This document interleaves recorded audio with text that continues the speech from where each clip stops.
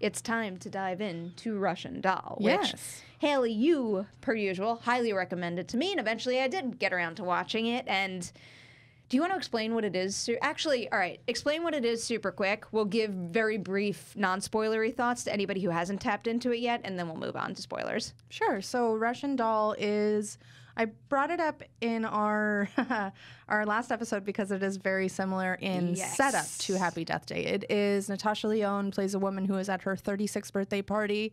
When the show starts, she looks at herself in the bathroom mirror. That's the beginning. She goes out to the party. Blah, blah, blah, party, hooks up with a guy, goes out in the street, gets hit by a car, dies, wakes up right in that mirror again. So the gist is she's stuck reliving her birthday, dying every time, just like Happy Death Day. But it's nothing like it. So that's where it tipped the scale for me. Yeah. So when I first got into it, it's not that I didn't like it, but I'm like, this is fine. But you know the things that we've been talking about recently. I mean, like You and Haunting of Hill House, things that were almost like blow my mind discoveries. And then jumping into the very beginning of this, I'm thinking, oh, it's cool, I like Natasha Lyonne. I'm feeling the vibe a little. It wasn't until it got away from the Happy Death Day comparison that I'm like, shit, this stuff is genius. Yeah, I agree. I think it in the first few episodes knows that it's dependent on an idea that many properties have done before, and it plays with that concept, that time loop concept, in a lot of fun ways, but it's not until it becomes a really emotional story that it becomes special.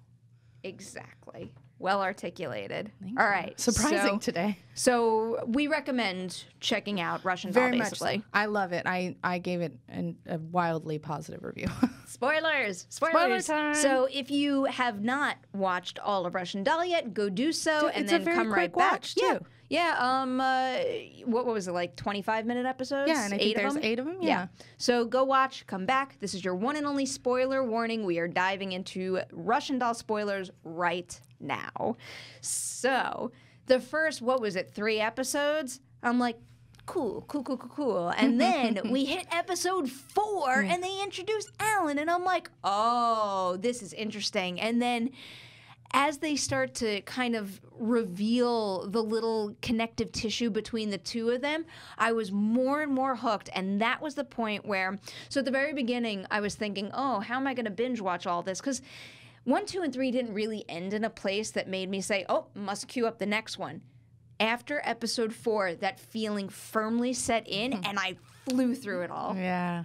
I mean, it is such a nice and welcome twist on something that we have seen many, many times, which is the time loop, being stuck in this time loop. The idea of finding another person who is also stuck in that time loop with you, I just think is a really lovely spin. And it's just such a heartfelt story that it totally won me over by the end. And like really, I feel very emotional about that show, like very connected to it. Yeah, I think the way that the actual concept, like the high concept time loop thing, pairs with how beautiful and believable their character arcs were is what made it so strong, especially when you get to that end episode and you're basically seeing who she was and who she's become side by side.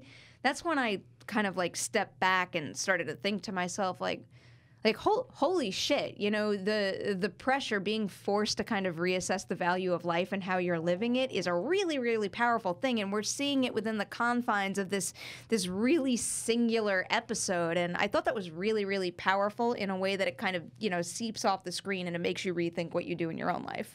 I think it's partially so special because it's a very special story to Natasha Lyonne, who co-created it with Amy Poehler and Leslye Headland.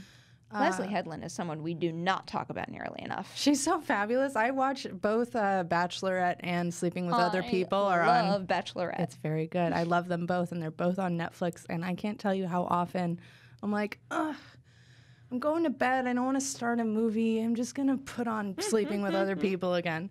Or Bachelorette. That's another one that's pretty underrated. Oh, they're both so great. Anyway, so I do think that final episode and the whole show resonates because really, and she's talked about this in interviews, Natasha Lyonne has had her own problems with drugs, and basically the show is about, like, do you want to choose to be alive and engage with the world and connect to other people, or do you just want to try to kill yourself and get stuck in a self-destructive cycle until you ultimately do die. And I think what those things that you're talking about, like confronting who you are and who you need to become, are very much the story she wanted to mine out of her own near-death experiences and bring them to the screen. And she directed that final episode as well. I did not know that. They had a great list of directors that now their names are escaping me. But I know Jamie Babbit did a bunch of them. 3. She started with Alan, right? I believe so. Leslye Headland directed 4. Yes. Jamie Babbit. I said the same thing. There we go. Did 3, and Natasha Lyonne did 1. Speaking of which, Alan is quite the discovery too. My goodness, he's so good. Charlie Barnett. It's weird how much this series kind of subverted expectations in that I feel like in most scenarios we usually have like the guy being the brash asshole, and then the woman being like, get your shit together. And it was interesting seeing it reversed, but I thought he kind of walked that line between being like almost like obsessively neat and organized, and then watching him break down at the very end. I thought that was just one heck of a performance, and there's something about just his natural on-screen presence where it's like you can't take your eyes off of him. I'm looking at you and I'm realizing that you probably relate a lot to Alan, and I probably relate a lot to Nadia. I do. Kind of. I do kind of. Well, I mean, I'm like, there's limits there. I'm not on her level, but like I definitely think that their little weird harmony reflects ours. One of the things that I got so hung up on is the part where he starts cleaning up after her, and she's like, stop it, man, it's gonna reset. And I'm like, I would have done that. I definitely relate a little too much to her character. Not, again, there are limits, like you said. Of course. Yeah. I think she's so great, though. I think it's such a fabulous character. I think it's, again, if you are an actor and you want the best role of career, write it for yourself. Clearly, yeah. I've seen a lot of that recently. And she is just someone who has such a wonderfully infectious and unique energy to her, where the second she steps on screen in anything, I am completely taken by her. And, you know, Nadia's just like a bulldozer, a bulldozer that I respect in so many different ways. And the way that they rolled her mother into it, I thought was so well done. Like, it was almost like it came out of nowhere, but it's not at the same time when you start to go back and piece together little bits that build to it. And the way they tie that into, you know, the end of her journey and what all of this meant for her, I thought was just incredible. And wait, one more. Horse. Is Horse the Horse? If I ever ran into Horse in a dark, creepy park, I would totally let him cut my hair. Brendan Sexton III. He's super cool. Their whole dynamic just tickled the hell out of me. I enjoy everyone in this cast. Sweet Birthday Baby. I love her. Yeah. I think Greta Lee was her name. Yes. So good. I love this show. I actually genuinely, truly, really love it. And I watched it because they sent out these episodes to the press very wisely, I think, incredibly early. I watched it over Christmas break for the first time. Really? Yeah. Huh. And then I watched it again before I wrote my review. And then I watched it again with my mom just because she was curious about it. I love it. And you're right. There are so many threads that they lay down in early episodes that tie into the journey with her mother. And I also want to single out her costume design because, you know, that's something I'm really into. And I understand in general, but particularly here, I think that is a very good thing to highlight. She is so fabulously dressed that I honestly went on a mission to find, like, how can I rip that style off, essentially? Anyway, so I wanted to point out what the costume designer, Jennifer Rogian, said about how she designed her costumes, and you will totally see it when you hear it. Okay. It says, Nadia's character inspiration is Joe Pesci in My Cousin Vinny meets Marissa Tomei, a true New York character uniform inspired by cool 70s rock chicks meets vintage mob bosses. Wow. Right? Yeah. No, that it's now like dead on. Was Joe Pesci once like verbally referenced over the course of the show, or he what? Might have been. I think he might have been, and she compares herself to someone at one point that made me laugh out loud. Well, reminds me a lot of like So it was if Andrew Dice Clay and someone else had a baby. Who was the someone else? I don't remember, but you're right. And it was so I love funny. Dice, which is probably going to be problematic at some point. It was so funny. She's so wonderfully dressed. I love that character inspiration, the mob boss thing in particular. I was like, oh my God, I totally see that. I also like, you know, Joe Pesci. I kept thinking her gestures and stuff. I was like, that reminds me of Al Pacino. Like, she's very freewheeling with her gestures. Really is. Yeah. Like, she's so freewheeling with that, and just the way she delivers every line. Yeah. It is so specific to that character. You can't hear anybody else saying that sentence the same way Nadia says it. And I loved that. I was a little surprised how I walked away loving this show so much when I was so nervous at the very beginning, where I'm like, I'm not getting anything from this. And then all of a sudden, Alan steps in, and just the way they start to change certain things in the time loop, it was surprisingly unsettling. And I know some of the death scenes in here are pretty wicked, but I was surprised how I mean, like, truly frightened I was as the fruit started to rot, as certain things started to disappear, and just this thought that they're at the very end, there's nothing left, and it's now or never, do or die. and she's bringing her friends with her because she doesn't want them to disappear. I found that really touching also. Yeah. I that's why I've had this in our notes for like months, and we always had this little note by it that's like, it's not horror, but kind of like almost. It is a little bit. I mean, I think one of the most horrific moments was when she's sitting across from what's-his-face's daughter. Oh, and just especially after she everywhere? had said that her fear was that she would die in front of that kid, Yeah. and then she caused blood all over her face. It was even how the nature of the deaths started to change. It's like at the beginning she falls down the stairs a million times and breaks her neck, but a lot of the deaths towards the end of the show almost like reflected the fruit, where it was like their insides were rotting, and that freaks me out. For whatever reason, recently I've been very hung up on like body horror, because I was recently talking about The Fly and Alien, the chestburster stuff, where it's like this idea of like something on your inside or something physical that you can't stop no matter what. And the thought of them dying that way, where she like has a heart attack, I think that wound up being the scarier type of death to me than something like getting hit by a car. Sure. I think there are a lot of different types of scary in the ways that she dies. I agree, and I think that maybe you're starting to face your own mortality if you're all of a sudden worried about things inside that can kill you. Not all of a sudden. Not to be like you're a therapist. Not a new thing. Well, it even goes to the nature of what I find scarier in terms of horror overall. It's like, I think supernatural scares and things like hauntings and possessions are scarier than going up against, let's say, a Jason or a Michael, because I'm confident in my ability to run away. Clearly, I've never learned anything from how those movies pan out, but like I can do something about that, you know? If it's like bodily or supernatural, like I feel freaking helpless. Agreed. I'm the same way. And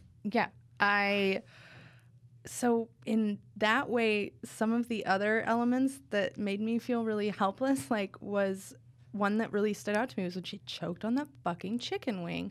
That was so upsetting. All alone? Yeah. There's like a lot of deep, dark stuff in there when they froze to death. That's pretty gnarly. When her mother figure shot her to death, that's horrible. And what kind of like is the existential horror of the show to me is that I think, if I'm reading the end right, is that all of that really happened in one universe, like, or in a different, all of those exist. Yeah. She leaves those scars on those timelines. Maybe that's not what they're saying. That makes the whole thing even more upsetting. That's how I read it, because they, at the end, they go to their own individual timelines. It made me think that those things remain the way they were. Maybe not. We'll see. They say they have plans for 3 seasons, so I could be wrong. With the same characters? They haven't said. Okay. I hope it's... I don't know how. I wouldn't want it to take away from the season, but I'm also not ready to leave them. If maybe, and I don't really see like where my mind just went creatively right now was basically expanding their network where each one of them has a different interaction with another person stuck in a time loop. But that still sounds to me like something that can't be done in the same episode span, and also something that could potentially take away from this first journey. Who was it? Oh gosh, who was it that had such a good article the other day? Alan. Oh, I can't remember his name because I can't remember anything today. Alan Sepinwall. Thank you, brain. He's a very great TV writer. Okay. And he has a very long piece that he wrote about some of the specific shots at the end of the show. Mm-hmm. And I think actually his take on it is different than mine, which is that they left all those scars behind them. Yeah. But it's definitely worth reading. And it reads a lot into that final shot where they're walking through the parade and you see two of the redheads in the gray coat walk by and she comes through them. Mm-hmm. And he has a theory on how they could continue that I highly recommend. Okay, I need to read that because what you're saying right now makes too much sense to me, and I find that deeply disturbing. Is that there's multiple times out there, and that all of those loved ones that we saw that she was so connected to have to basically carry on with her gruesome death. Right. Like, especially towards the tail end where they start to get more and more wicked. Because, like, then I start to think about, you know what one shot really caught my eye? It was the elevator death and that poor woman that just freaking crumbles on the floor. And the thought that, like, that moment wasn't erased for her is so upsetting. Like, she's literally a no-name character, but it was something about That's some good acting, though, because I remembered her, too. Seeing how she reacts to a moment like that was very upsetting to me. Yeah, it's a dark-ass show, man. It really, really is. A dark-ass show, and like, I really just can't applaud Netflix enough. I am so thankful that they're doing things like this, especially when earlier in this episode we had name-dropped Channel Zero, too, because when Channel Zero first popped up, I had never really seen horror television quite like that. I mean, really all we had was American Horror Story, and that goes off the rails so often to the point of, like, almost making fun of what it is, and I think that takes away some of the purity of horror television and some of the passion and respect I have for it. So the fact that we have an outlet like Netflix taking a chance and giving certain opportunities to people like this, I mean, I'm thankful. Me too. Thankful. I'm thankful for whatever freaking dark magic they're using to make all this money. Oh, yeah. Well, that too. I'm not even going to try to attempt to know how all of their books shake out, but I'm sure glad they're putting it into interesting storytelling. Daring storytelling, challenging stuff. I mean, that's a provocative show, too. Some of the lines and jokes, they're very Leslye Headland, like, my God. They went there. What is she up to, by the way? Like, is she going to do something else? I hope so. I don't see anything on her Yeah, it stops at Russian Doll. That's tragic. She worked on Did you ever watch that Heathers TV series? No. No? I heard disastrous things. Yeah, but I never too. watched it for myself, so maybe it's not fair to judge. But no, I should probably watch it before judging, although their general setup was a bit of an oof. Yeah, I mean, didn't it just like get kind of like pushed under a rug somewhere or something? Yeah, kind of. Well, they were making super light of school shootings, I think, and then another one happened the week they were supposed to premiere, and then... I mean... And they were making, like, they kind of abandoned the whole point of the original film and made, like, the weird kids, the evil kids, and the, like, normal popular girl, the nice one. It was a very strange interpretation. Okay. I might just give it a watch just because I'm curious. Yeah, I'm very curious. I kind of forgot about it, to be honest. Yeah, I don't blame you. I think most of the people out there just completely forgot about it. Okay, so it says she has Tell Me Everything and the New Neighbors in development. I don't know what Wait. are. Leslye Headland? Yeah. On the right side of her IMDb.